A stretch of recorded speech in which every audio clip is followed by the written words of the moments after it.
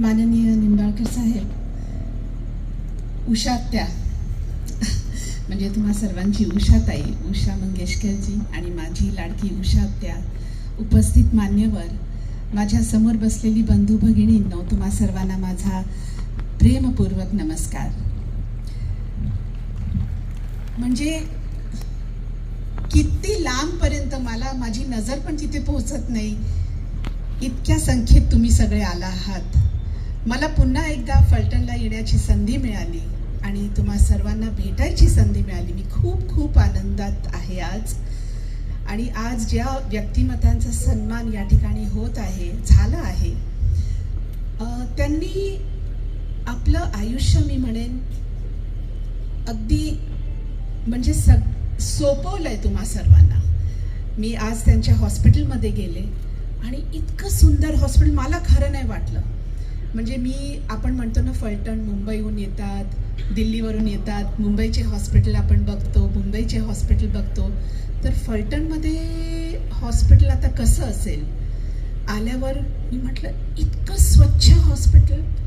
आणि मला वाटतं तुम्ही जसं सांगितलं, महाराष्ट्राच्या ग्रामीण भागात, संपूर्ण महाराष्ट्रात हे एकमेव रोबोटिक सर्जरीचं हॉस्पिटल आहे.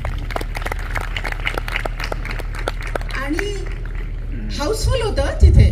आमचे सिनेमे हाऊसफुल असतात, त्यांचं आज हॉस्पिटल हाऊसफुल होतं. तर हे बघून मला फक्त ह्या 2 ओळी म्हणाव्याशा वाटतात. हे अगर दूर मंजिल तो क्या, रास्ता भी है मुश्किल तो क्या, रात तारों भरी ना मिले तो दिल का दीपक जलाना पड़ेगा.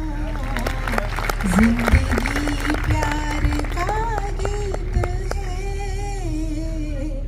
इसे हर दिल को गाना पड़ेगा. तर असंच गात राहा आणि अशी सुंदर गाणी आपण ऐकत राहूया. आणि हा कार्यक्रम, मला वाटतं पुढे आता गाण्याचा कार्यक्रम सुरू होणार आहे. तर पंचम अंकलबद्दल मला असं म्हणावंसं वाटतं की त्यांची गाणी अशी आहेत की तुम्ही जर एका आठवड्याचा कार्यक्रम जरी ठेवला ना, त्यांची गाणी संपणार नाही. आणि मी रात्रभर त्यांची गाणी इथे ऐकत बसू शकते. खूप खूप धन्यवाद. थँक्यू बकुळजी. आज खास करून तुम्ही मला इथे बोलवल्याबद्दल खूप खूप, बकुळ पराडकर जींमुळे मी आज इथे आले, तर खूप खूप त्यांना मी धन्यवाद देते. खूप खूप धन्यवाद. नमस्कार. या श्रीराम जन्मभूमीमध्ये